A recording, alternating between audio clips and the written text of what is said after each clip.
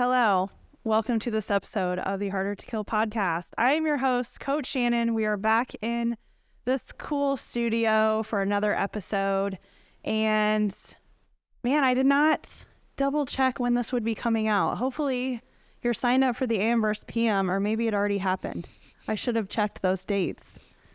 Okay, well. It was probably yesterday. Oh, okay. Well, we will do the recap then, and I will post. What I want to do is a live from the AM versus PM and just do like little short interviews with people and just kind of do like a little like live event of, why can't I think of the words? Like a recap of like what's going on and, you know, who's the winner and like all that sort of stuff.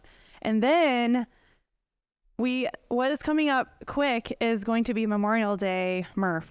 Yep. So I assume it'll be like a month or maybe 5 weeks away probably when this comes out. Yeah. So what that is, we usually do an event that Monday morning. We'll have some different heats. We'll do the workout Murph. We'll start putting out some more information about it. We usually do like bring food and just kind of hang out after you do the event and all that sort of stuff. So that's going to be another event coming up. Something we do every year, but just kind of a reminder, save the date, Memorial Day morning. Yeah. Typically first heat around 8 or so. We've been doing like 2 big heats the last few years. 2 or 3, I feel like. I don't think we've done 3 for a couple of years now. I think we've just been, you know, hey, it's more fun to do this with a lot of people. Oh, yeah, for sure. And if you have to wait on a pull-up bar, share a pull-up bar with people. It's kind of more fun anyway. I've never had a single issue with sharing or just doing whatever. By the way, my guest for this week is Coach Kyle. Oh. Hi, Kyle. How are you this week? I'm good. Awesome. So, what are we talking about today? Because we've been trying to figure it out. Yeah. So we don't have a topic. Why did you come on as a guest if you don't want to talk about anything? Just to test your on-the-fly podcasting abilities. So. Oh my gosh. Yeah. So we were I think we're not live. So we were sitting here talking about what topics we should talk about. We could scrap this whole episode. You're just set on derailing us, aren't you? I'm sorry. Yeah. I'm trying to fill the space. So we were coming up with topics and things we were going to try to talk about. And Cooper asked, oh, yeah. What do you feel would happen if you just quit working out? Like what would be kind of the repercussions of that? I think he was kind of like thinking like, okay, the opposite of what happens to someone when they join the gym. You know what I mean? How it takes that like transition time of you're super sore when you start. You don't know, especially our style of gym where there's kind of a lot of things to learn. There's kind of a learning curve to it. You know, like how long it takes to like learn everything and how long it takes to build strength, build conditioning, you know, build that stuff up. And what would happen, like what happens on the flip side, you know? Like you just stop. Yeah, like... Well, the thing kind of... How do you detransition? Well, the thing kind of came from... That's a buzzword going around. The thing I think kind of came from, we were talking about people that kind of yo-yo. Like people that will start to get in shape and then take some time off. And then think like, how did this happen? Why do I feel this way? Yeah. Start getting in shape again. Get back into it. Take some time off, right? Yeah. And so, I mean, we have taken time off, but I mean... What do you mean taking time off? Oh, you sick, injury. Oh, okay, yeah. But never been forced or willingly. Yeah. Just was like, hey, I'm just not into working out in this. Is it ever willingly? Yeah. Do you think? Yeah.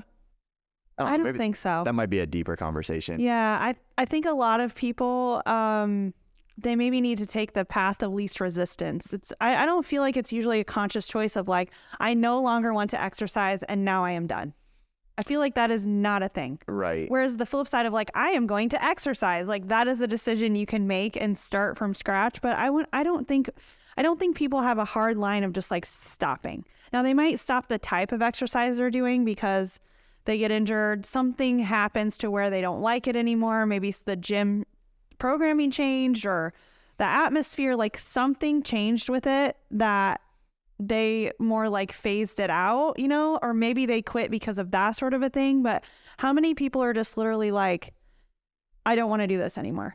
And then they just stop. Definitely less than the amount of people that just one day feel inspired to start something. Yeah. I feel like starting this thing and stopping it are 2 totally different things. And I think that there's probably different reasons for why someone would maybe do that. Probably. Yeah.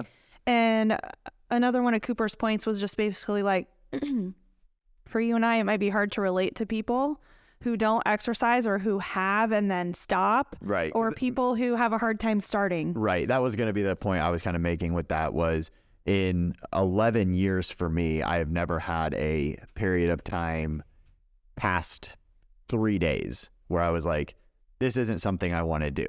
I've definitely had days that I didn't feel like working out and I didn't, or maybe that we're not talking about sickness or injury. We're talking about just like or pregnancy. I had a pregnancy once. This is just something I don't want to do. There's been, three days in a row is probably the max where I was ever just like, this isn't something that's good for me right now. I'm just whatever. Yeah.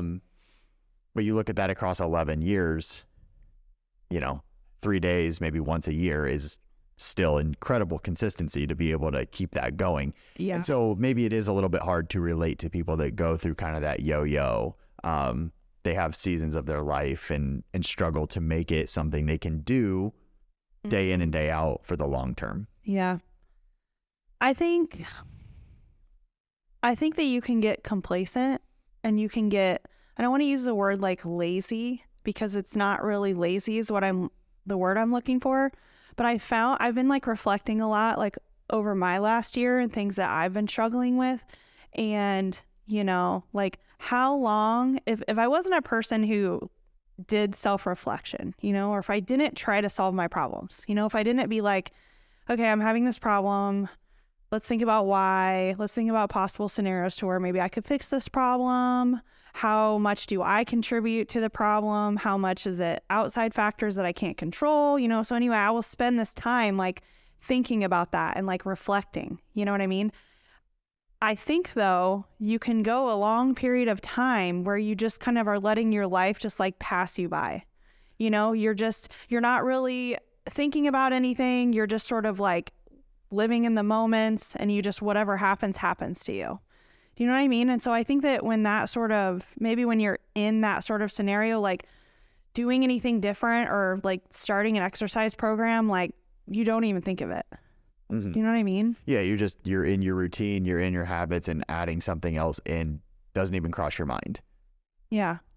Like that's kind of what I'm thinking. Like, you also have that like daily grind. If you're a person who works a lot, you have like maybe shift work or you just end up working more than that like 40 hours per week. And then if you also have a house and kids and dogs and your kids have activities, like I can just see how difficult it is to like prioritize yourself or to even like just not just kind of be in like survival mode, maybe a lot of your life, you know what I mean? And so for me personally, it's something that I've really tried to avoid. I really tried to avoid periods or just like being in survival mode, like trying to be more like purposeful, trying to be more reflective, just things like that, because I think it's really easy too to just let the time go by with like your kids, because you can do the same thing with your kids if you're not like, like Jesus and I in the last episode were just talking about how to feed your kids better.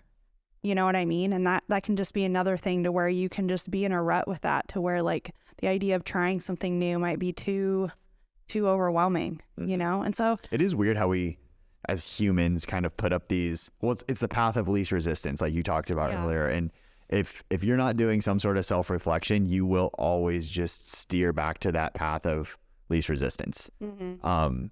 It's really, really easy to do. And I think that's how people end up getting to a spot where they say something like, how did I get here? Yeah. They don't even notice it. They just do something significantly easier. They take that easier route. Just a tiny little step every single day across years and years is a huge difference. You know what happened to me when I first started at Youre, was it like 12 years ago? I don't know, maybe 11. I can't remember. 2012. So it'd be 11. Actually, it's coming up in like a month. I don't know why I always remember the date, but I started May 9th. So that's coming up, and I think it'll be 12 years. Man, now I distracted myself. Oh, so when I first started, I could only come Monday, Wednesday, Friday because of like childcare issues, and I can only come at noon. I was super dedicated to making sure I hit that time because that was the only time that I could go. So I think it made me be more consistent. The first time that I skipped a class, it became easier to keep skipping. So I think what happens to someone You is... opened a pathway. Yes. So like you start out, you're all excited, you're very consistent, you don't want to miss the gym because of several reasons. You know, everyone's always worried about losing their gains. It becomes more of like a mental issue for them to miss, you know. But I think the first thing that gets in your way, or the first couple of things that sort of start derailing you, I think that those just, you open like Pandora's box, right? Like to where now you've made it acceptable to like skip your classes. And I think you can do that with a lot of things. Right.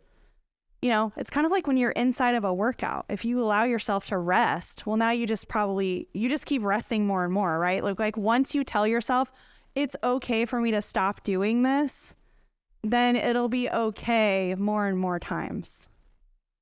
Does that make sense? It does make sense. Okay. What do you do about that?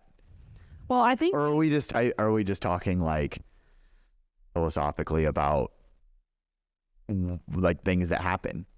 Yeah, I mean, I don't know if I even have a solution to that, you know? I think it's just, you need to self-reflect and you need to be thinking like that took some self-reflection on your part to even think back to that 12 years ago and how that kind of made you feel. And you determined that that's a personality trait of yours or whatever, or you just noticed that, hey, once I skipped one of these, it was easier to do it again. Well, guess what? That probably applies to other aspects of your life as well. So you are disciplined in these things, and you just can know that as soon as you kind of waver from one of those things, as soon as you let up a little bit, then it's easy to just kind of fade away, right? It's easy to just sort of like phase it out. Right. On the other hand, does it seem realistic to never have to skip or miss? Do you know what I mean? For sure not. Right. So that's not realistic either. So there's that. I think it's But it's just an opportunity. Yeah, it's just an opportunity to learn something about yourself. How do you get back on track? Test yourself. Once you've opened that pathway, once you've determined, hey, there's a path of least resistance, how do you then make yourself go back to the more resistant path that you know that you need to stay on? Mm-hmm. Because really, like, the path of least resistance is what we're calling the path of least resistance isn't the path of least resistance. Seems like it at the time. It's the most acceptable resistance that you're willing to let yourself go to. Yeah. I guarantee you there's another path below that. Mm-hmm. You're just not willing to do that or accept going that low. Yeah. And below that one there's another. Like people have levels. Yeah. So what you've done is you've kind of figured out what you will accept for yourself. Mm-hmm. And maybe there's a conversation in there about how to raise that type of that floor up and not let yourself accept less than this standard or whatever that is. Especially if it's been something that you've been capable of before. Right. Because that's one thing that like I've been telling myself over the last year. Like, why is it harder for you to do the things that you've done that you know you can do? It's like, it's a little bit of a confidence shaker. Like, you know what I mean? You've proved yourself capable in the past, and you're determining that you don't have life circumstances that are drastically different. Yeah. So why aren't you capable of doing the things that you were doing a few years ago? Yeah. And you have to answer those questions, but it's the exercise of going into your brain and finding those excuses and then being like, is that true? And just it's self-reflection and work, and it's not fun. And it's definitely easier just to say, well, I'm 3 years older now, or, oh, my kids are more grown and more involved in things. That's a way easier. There's your path of least resistance or less resistance. Definitely use their kids a lot. I have 3. You use your kids. Are you out there using your kids? Yeah. To your disadvantage. Yes. To your detriment. Yes. Oh, for sure. Yeah. Oh, for sure. Because, a lot of people. Well, I do think it's just acceptable. I just think it's an acceptable. I mean, yeah, I get it. You love your kids and you want them to provide the best for them. You don't get it. You don't have kids. I don't, but I can appreciate that. Oh, okay. Like, I understand that you want what's best for your kids. So you're doing these things that you feel like are the right choices. and there's an element of it becomes socially acceptable to put your life on pause and sacrifice certain things of yourself so that your kids can have a better life. That's what you're thinking, right? I was talking to my coach actually on the phone yesterday, and we were kind of talking a little bit about the culture shift. And I have no idea why, because this has nothing to do with my actual physical therapy, but this is just sort of the way I go with everyone. But we were talking about the culture shift of like how much kids are like put on a pedestal, put on a priority, how everything should come second to the kids, how kids' happiness is like the most important thing to like a lot of parents, which, you know, I am sometimes viewed as being more harsh of a parent because I don't put my kids' happiness as the number one thing. I put the number one thing up there as my kids being functional, my kids being adaptable. What are some examples of this, like what you're talking about? I don't have kids, and I think I get what you're saying, but what are some examples of this, like behavior that would say like, hey, these kids are being put on a pedestal? Okay, so yeah, what I was going to say was just like basically like it probably kind of started with like my generation, because I would say like my parents did not have that experience. You know, usually families had a lot more kids, and when you have a lot more kids, you know, individually, they don't matter as much. The kids don't get as much attention, right? They don't get as much priority. Like you're now sharing the household, and there was less opportunity for kids to have activities and less money and less vehicles on the road. And so there's so much less of those things. And I think, you know, it serves a parent to have their kid be successful, because then they can feel like they're better than their peers and like that sort of a thing. And so I think there's a lot of like, it's not always good intentioned, you know? I think What's not always good intentioned? Like the whole like pushing your kids to do a lot of activities, or pushing your kids to get good grades, or putting your kids in like things that they really are not going to benefit from because you think that it's cool for them to be in this.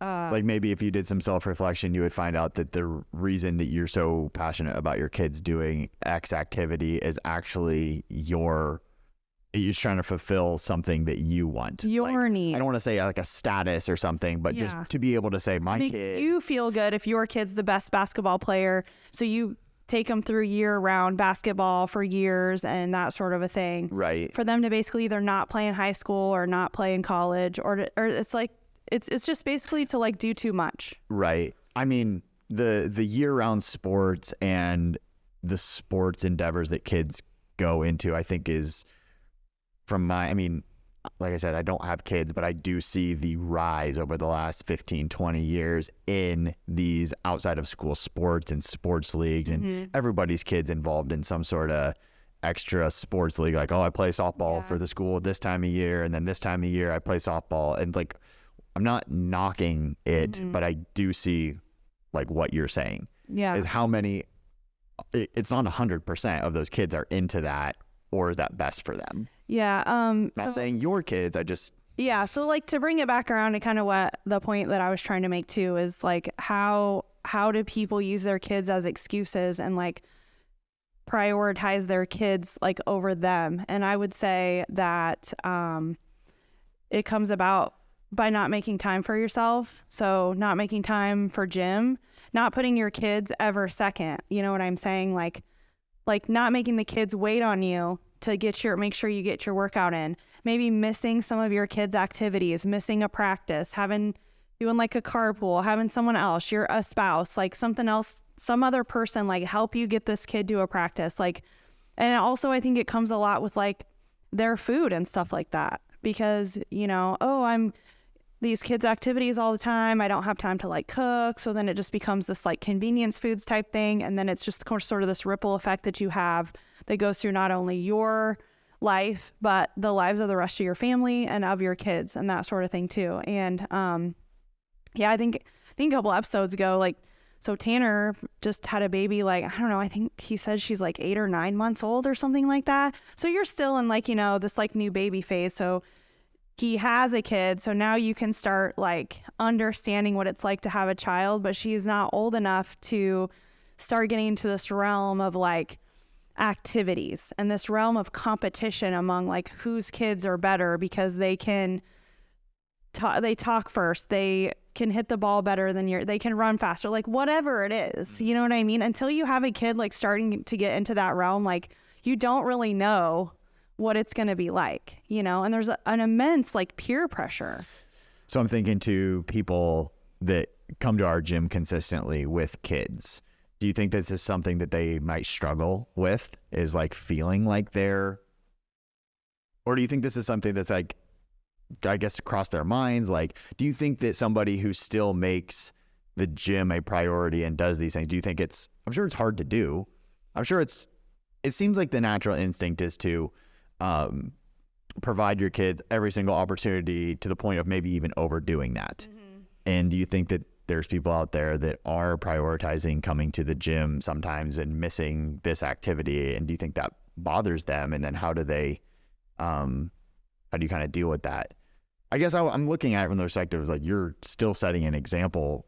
So like, if you put your kids into all of these activities and you do all of these things and you allow them to do all these things, you're providing them awesome opportunities, but you kind of let yourself go, you're not in good health, you become overweight, like, is maybe being a poor quotes role model, is that more detrimental than all the opportunities and everything that you're giving them? Or like, where do you draw that line? Yeah, I have thought about this kind of stuff before, because kids don't know anything. They don't know anything about anything. They only learn the things through what their parents give them access to. Right. And it's not only give. Sometimes you're limited by what you can offer your children based on where you live or your economic status or your own knowledge about what's even available. Mm-hmm. You know what I mean? I just had this thought, and I'm just going to say it. It seems like all the sports stuff, it feels superficial to me, especially at the younger ages. I think there's a lot of value in kids playing team sports and that type of thing, but I'm just kind of comparing that to the value that kids would get by seeing their parents like chase their dreams, or not even just chase their dreams, but just like we were talking about earlier, like self-reflecting, doing some of that inner work and instilling some of those values. Mm-hmm. Versus, hey, your friend's on this team and, you know, our neighbor's kids are on this team, so we have to get you on the team or whatever. Mm-hmm. I'm just kind of like thinking through this stuff. And yeah, I think it's definitely, kids want to look up to their parents. Maybe parents don't realize how much their kids want to look up to them. I just feel like maybe if people thought about that kind of stuff, they would be more apt to do the things that, I don't know, like you think. I mean, I've heard a lot of people at the gym say stuff like, I love bringing my kids here because they can see me working hard and I want to provide that example for my kids. And then it becomes like the kids see you doing that stuff and then the kids want to do that stuff. Yeah. And I'm not even just saying like specifically in our facility, our gym, but like there's plenty of probably moms and dads who go down into their basement to their squat rack and work out at home and that type of thing, like whatever it is. And it doesn't even just have to be physical exercise. I'm thinking more broadly here too. Even like walking. Just having a that's still physical exercise. I'm just like having a discipline that you do to forge. I mean, I just think we're very honed in on the physical exercise that also helps develop mental toughness. Yeah, I mean, but we also see it as just like a super important aspect. And as previous episodes where we've talked about, you know, the decline of health in America overall and what it looks like. I mean, it's our lane. Yeah. So it's why we stay in it. But I was thinking more like 30,000 foot view. Just like, I think unfortunately a lot of people think about exercise as being cosmetic, you know, and they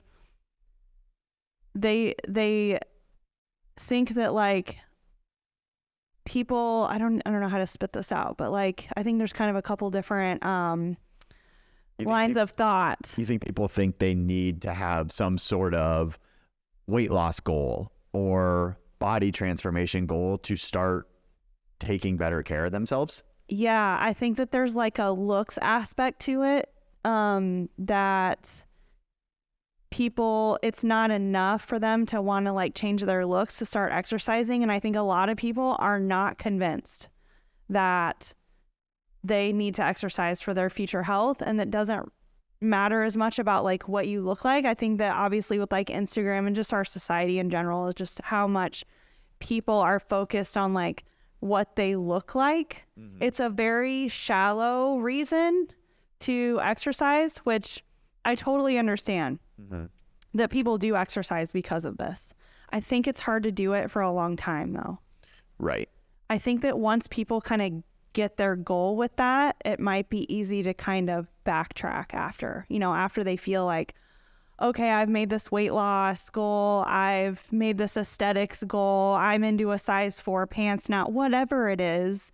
I don't know what like the similar thing would be for men, maybe like their waist size, their bicep size. I don't know how they like feel or what they can bench press or like something like that. And I think it's hard to have the mentality that like this is something that I do for like long term, and it's not connected to necessarily like how I look. And I know a lot of people start because of that, so I'm not trying to say like you shouldn't care about it and you're just shallow if you do.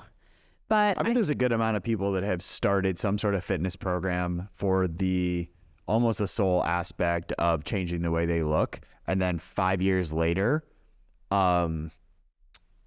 it becomes like 20% of the reason they're still there. Well, yeah. And it is easier to say once you've achieved like a decent body composition, it's easier to say like, oh yeah, this isn't the reason I'm here anymore. Because you kind of always want what you can't have. Yeah. And once you achieve it, it becomes less important. So I get there's that thing going on too. But have you ever talked to people that are like, yeah, I used to weigh this amount. I used to be able to run a 5-minute mile. I used to be able to like whatever. Do you know what I mean? Like, I feel like people having goals of stuff like that, it's easy to then, once you kind of hit that goal, well, then it's easy to just like not do that thing anymore.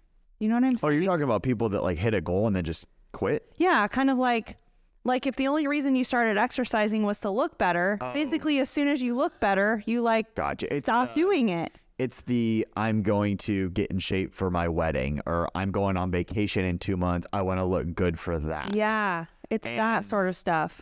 While those can be great motivators to start, once those things happen, if that's your only motivation, then it's over and it's gone. Yeah, like if you're not doing the exercise for the pure enjoyment of it, you're not going to stick to it. Right.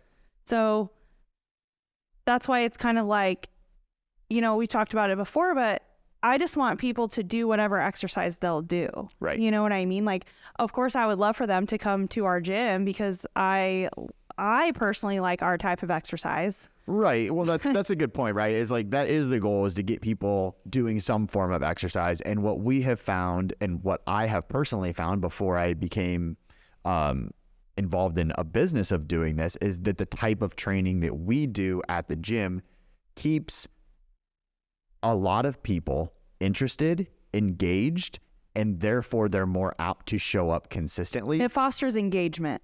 Exactly. Yeah. And then you do it consistently, and then that's where you actually see the benefits of exercise. Yeah. Then you do it long enough, and I could probably bring some people in to talk about it that have been training now for I would say if you've been training for over 5 years, you're doing it out of the enjoyment of it. You're doing it out of the fact that it is causing you enough benefit, like usually mentally, that you don't want to miss it. That's kind of, I feel like, because I think that people like that, they don't allow themselves to get too busy that they can't exercise. Like people like that, it's in the top of their priority list for like where they live, what kind of jobs they'll take. Well, you just start realizing the trickle down benefits of it, I think, is what happens. So it's easy. It climbs up your priority Or it's list. mental illness. I don't know which one. It's one of the two. Yes. So I think that we just prioritize. We attract the mentally ill. Warrior Strength and Conditioning. Do you have a mental illness? Come train with us. Yes. We make no guarantees on whether you will improve. Yes. We make no guarantees. There's no money back. Yeah, right. Okay. All sales. Let's cut that. Okay. So what I was saying was, as you start to see the benefits of these things and how it bleeds into other aspects of your life, it just naturally starts to prioritize in your life, because you start to realize that you're a little mentally tougher by going to the gym and practicing. You're flexing your discipline muscle. It's easier for you to make decisions that you know are more in line with the life that you want. It's like a snowball effect. Exactly. Yeah. And then you start tying to, wow, my life's really starting to improve because I'm making better decisions, or just more decisions that are more in line with my goals of the life that I want. And you can easily start tracing that back to, it's because you're flexing your mental discipline muscle by going to the gym and doing hard things. And we just feel, and I think a lot of our members would feel, that the type of training we do is very conducive to building mental toughness. And by doing it together in a group, it's enjoyable while being not enjoyable. And it gets people to come back. That's a weird dichotomy to what? To like just suffering together. Describe to people of like how fun it is and like how you have a good time. So I don't think, but it's also not those things. I don't think it's that weird at all, because I think the vast majority of people have experienced something in their life that they've worked hard for. Not necessarily physically, but I bet a lot of people have, whether it be like academically, like, hey, I really struggled with this subject in school, and then I really put some work into it and improved my grade, and that felt good. Or maybe it was like a business venture that you went into and you had to put in a lot of hours to get something up off the ground. And when you first turned a profit, you felt really good. And people understand that temporary suffering, whether it be physical, mental, or whatever, leading to gain feels good. And that's no different than what you're experiencing at the gym. Yeah. I mean, it's a lot of reason why, like, you'll hear people say, I'm going to be really busy at work this month, or I'm going to take extra shifts because it's going to be this temporary pain of taking these extra shifts, but I'm going to benefit by having the extra money that I want to do these XYZ things with. So people will definitely put up with a short-term pain situation to get some sort of like gain, right? Right. But I think you're recognizing, when you go into something like that, you're recognizing it as not sustainable. Yeah. So I think, just kind of going back to, even like with the kid thing or whatever, I think that your kids also learn to prioritize it if you're a person that prioritizes it, and then they just go into their life prioritizing it as well.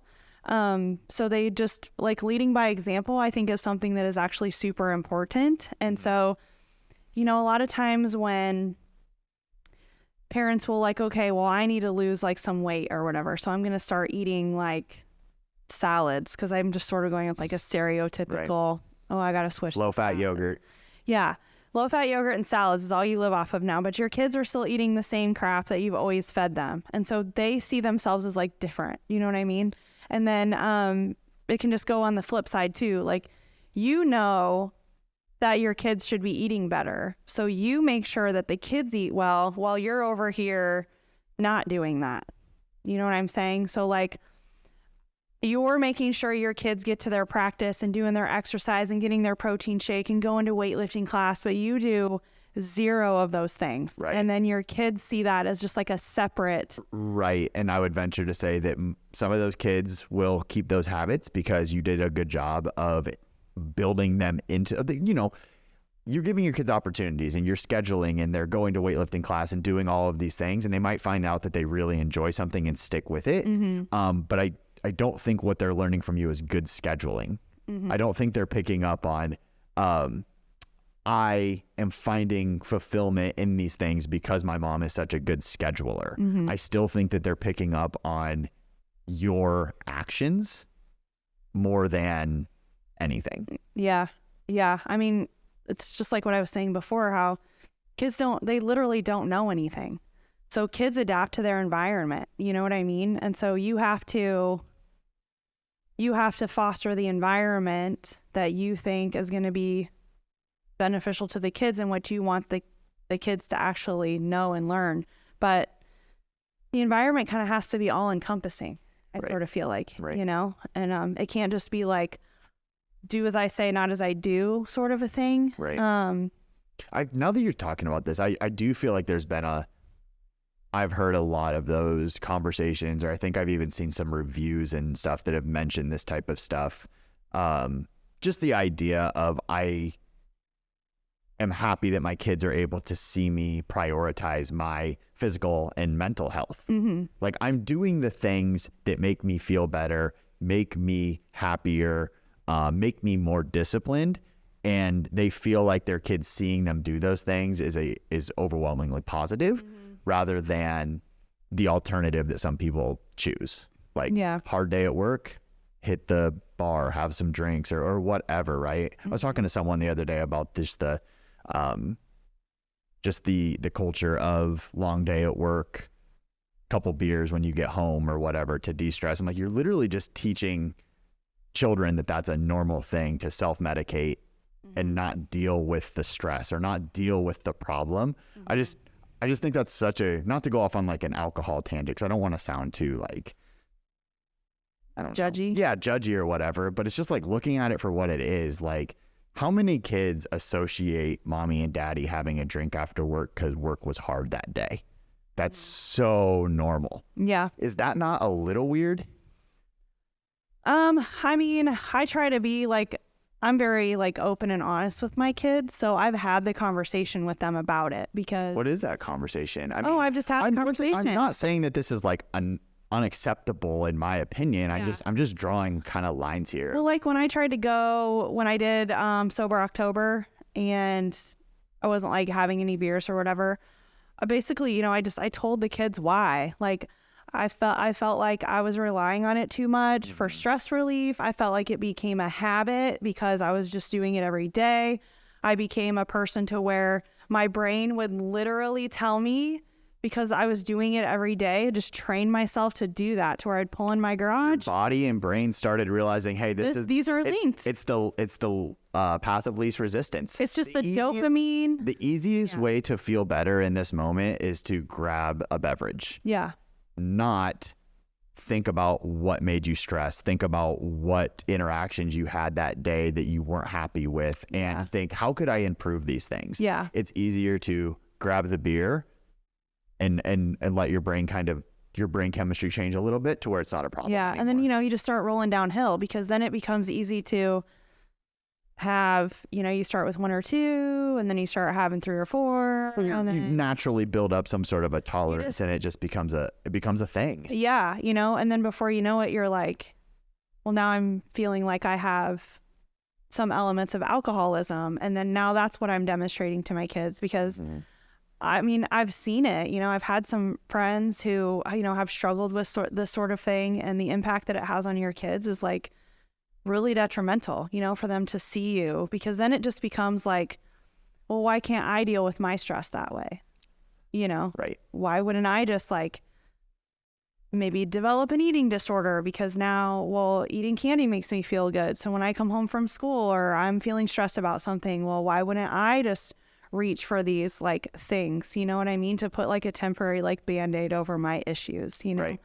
And so I just try to be like, hey, this is why I'm doing it. I want to like kind of get out of this habit. And so I'm just going to like cold turkey it. And then of course it was kind of difficult. And so times where I really like felt like I really did want to drink or something, or I would maybe even say it, you know, I'd be like, all right, I'm feeling kind of stressed. I guess I'm going to find a different way to deal with it though, huh? Aren't I? You know what I mean? Like I'd say something kind of like that. And it's just like, I think that just kind of being someone who can like do that, like in front of your kids too, can kind of teach them that it's okay for them to do those sorts of things. It probably, I would think, makes it a good relationship, and just like makes them feel like they could probably approach you with problems as well. Cause you're kind of I'm not saying you had a problem, but just like you're being like, hey, this is something that I've noticed that I'm doing that I don't like about myself. So I'm going to start working on that and making that a change.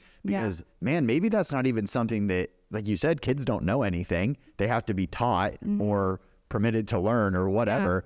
When did you realize that you could take control of your situation and make your situation better? Is that something that was taught to you?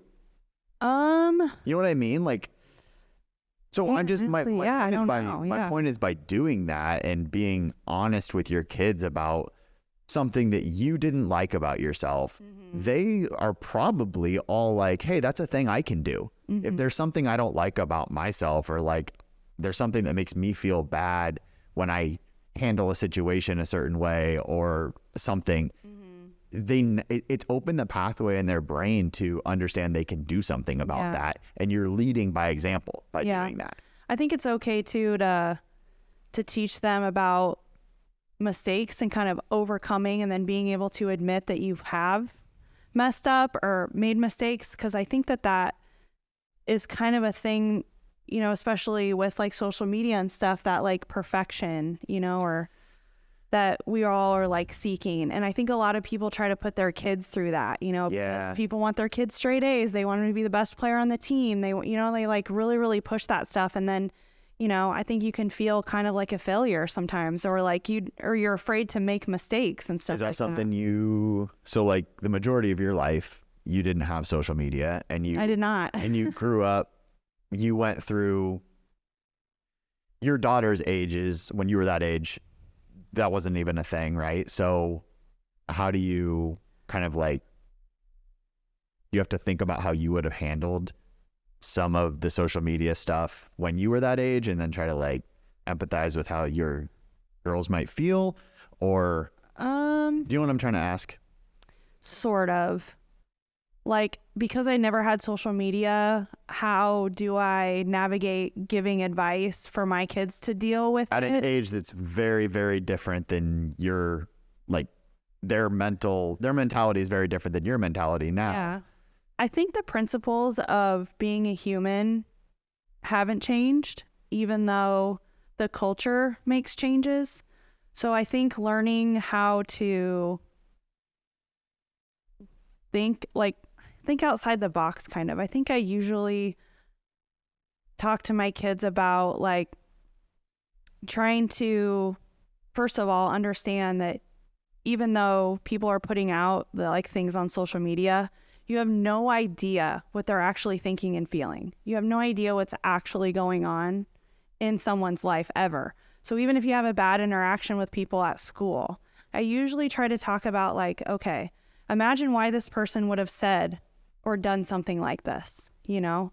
And then you try to like think about those reasons, and then it just allows you to like take a step back, I think, and maybe take like a broader view of people in general. And then you can kind of not get as mad, not get upset, not internalize, especially if you're like, if people are saying things to you that are kind of maybe like hurting your feelings or something like that, trying to make you like feel smaller, trying to make you feel less than. Kind of train your brain to immediately think like, what has happened to this person to get to this spot?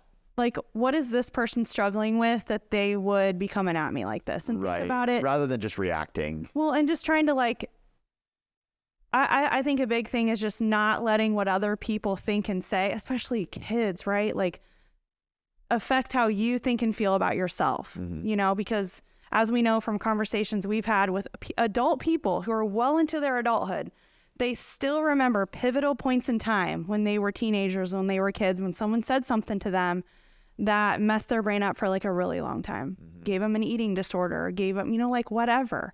And I guess that's kind of like a fear that I have, is that someone's going to say something to my kid and then they're going to like internalize that, and then it's going to change the course of their life 30 because years of it. Or different and I just want them to understand that like people usually have some sort of personal reason, and it really doesn't have anything to do with you usually. And you know yourself, you know what's important to you, you know like what you're capable of, because you are a person who tests that, right? You're testing what you're capable of. You're going out there, you're putting yourself out there for things. You know, that's kind of why I do think sports and music and things like that are good, because you got to put yourself out there. You're tested. You know what I'm saying? And you test yourself in a bunch of different ways. You try a bunch of different things. You fail. You deal with your failures. You know, all that sort of stuff. And you just like don't let that stupid stuff that like other kids tell you because they're jealous, because they feel bad, because they have a bad home life, because whatever it is, you don't even know. So just to not internalize like what other people like think and say about you, like that sort of stuff. I don't know. I think I just having a lot of conversations, you know, with your kids about like anything and everything like related to this sort of stuff. Are we off topic from our exercise? No, it's all good. Because I was going to tie it back. Okay. It just is like, you have to be. Kind of makes me emotional to talk about it, to be honest. Just because like it is really important to me to just like raise your kids to be people that don't feel like bad about themselves, which everybody feels, you know, everybody feels that disappointment in themselves, you know, but not to like make it so that's your whole personality or whatever. Do you know what I mean? Would that go back to your initial thing of like making your kids functional? Yeah. Like, I think you were talking, well, no, you weren't talking physical at that time. You were talking like functional as in, able to have self-reflection. Right. Able to think critically, you know, about something. You just be skeptical, like know both sides of an argument, just like stuff like that, you know? Right. Not just immediately like, and not get stuck in a rut and get stuck in like a way of thinking, you know? Because what I've learned just being almost 42 years old coming up is things I used to think, I realize were wrong, you know? But a lot of people will not come to those conclusions. They will not change their minds about things because it's easier to say. Once you've decided something, well, now I don't ever think about the other side. I don't ever think about the fact that I could be wrong, you know? And that's just, to me, that's not a productive way to be, you know?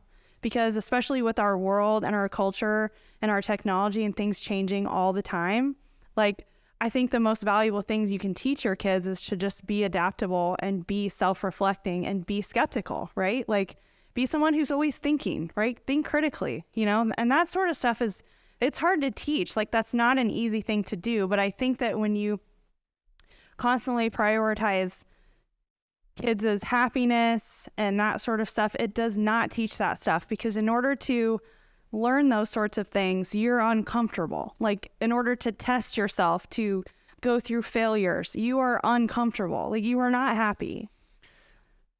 I think that in our modern day life, it's just very, very easy to make yourself comfortable and hide from problems. Yeah. Even if you know, there's always a way to kind of skirt around the issue. And I don't think I shouldn't say I don't think a lot of people. I just think it's easy to not be faced with reality. It's easy to just insulate yourself. You can insulate yourself. You can kind of see something coming that's going to make you uncomfortable. So we'll kind of go around this way, or not deal with this, or we're not going to go to this because we'd have to deal with this person that you probably should deal with, right? Like those kind of things. So if we do want to kind of tie this back into the gym and physical, not even, yes, our gym, but also physical training, you're dealing with reality every day in the gym. Is it a Henry Rollins quote about like the barbell is it like the iron doesn't lie or something like that? Like 300 pounds is 300 pounds. You get the idea. Yeah. Doing the workouts that we do, you are facing reality, and it's like thrown right in your face. Hey, we're doing these back squats today. We need to find a load that's challenging. Well, challenging right there. We say the word challenging. What does that mean to some people? That's relative to so many people. And I'm not talking about like relative weight on the bar. I'm talking about like degree of difficulty. Yeah, exactly. Like for somebody who doesn't deal with hard things in their life, this might be very, very hard for you. You're not used to being uncomfortable. You're not used to having to be in your brain. when you get uncomfortable, you swipe on Instagram and start, you know what I mean? Like people get alone. People can't sit alone with their thoughts. They get uncomfortable and they immediately need their phone to start looking at Instagram. Well, that's not something you can do when you're on your 8th rep of a 10 rep max back squat. You're in the moment, you're in your head. And I have a theory that that's why people become so excited to go to the gym and they enjoy it. And I don't want to say become addicted to it, but when they're in that moment, they're in the moment and they're not thinking about the things they have to do after, and they're not thinking about the past. They don't have any anxiety in that moment and they feel good. And so they want to come back and do that again and again, because our life outside of those moments of working hard in the gym is just so easy to get distracted and not be in the moment. So you're getting this taste of what it's like to be in the moment. It's meditation. People talk about meditation, and I think a lot of people think that meditation is where you like sit cross-legged and clear your mind. But it's really just being alone with your thoughts, not thinking like, okay, as soon as I'm done with this, I'm gonna go do this, or like, hey, did I do that thing I was supposed to do the other day? It's trying to be present and in the moment and not let your mind go forward or backward. And I think that you're kind of forced to experience that. Yeah, I think the addicting part is that sense of accomplishment. Well, so that's my other so like yes, you have this cool thing happening during hard exercise where you're in the moment. There's no way not to be. And like I said, that might be probably the only real physically challenging thing that people might do that entire day.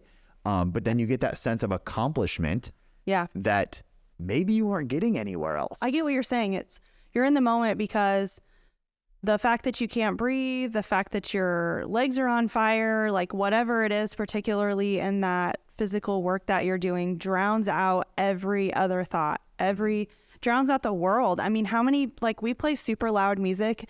How many times do people say not even know what was playing? Right. You'd never even heard a single song. You've accessed a part of your brain that you didn't probably know even existed before you did this type of stuff. Yeah. So to wrap up this conversation, because I got to get going here. Oh yeah. I think the value of doing what we do in the gym carries way past the physical elements, and especially past the physical appearance. Oh yeah, 100%. So to wrap this whole thing up, we have the idea that a lot of people think that going to the gym is all about changing your physical appearance. Yes. Then you start learning that it's not even that. Like that's a cool benefit, but you actually start getting more mental benefits. Then you see how these mental benefits carry over into other aspects of your life, and then like you're saying, into your children. Because I'm venturing to say that this last 12 years of doing hard things 4, 5, or 6 days a week has probably helped you be better at self-reflecting and kind of being in reality. I think it helps me to do things that I don't want to do. Right.